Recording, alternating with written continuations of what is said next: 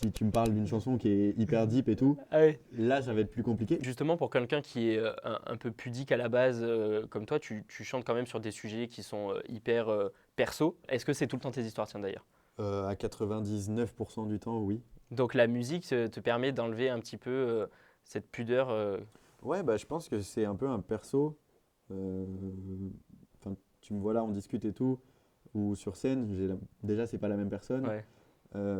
Puis quand je suis en train d'écrire une chanson, je suis pas forcément la même personne que pareil là quand on discute.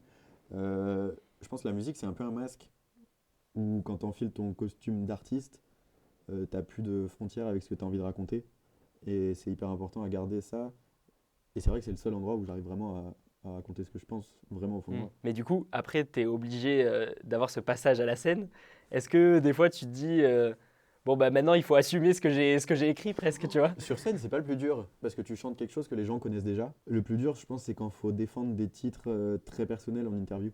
Bah, Ouais. typiquement comme aujourd'hui, si tu me parles d'une chanson qui est hyper deep et tout, Ah oui, là ça va être plus compliqué. on va pas Mais aller sur ça, non, non, t'inquiète. non, non, mais on peut parce que c'est le jeu et puis je l'ai écrit et je sais pourquoi je l'ai écrit.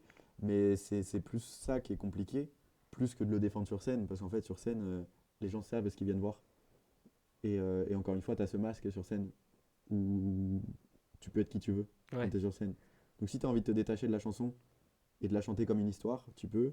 Si tu as envie de la chanter pour toi, tu peux. Enfin, il y a vraiment tout est possible.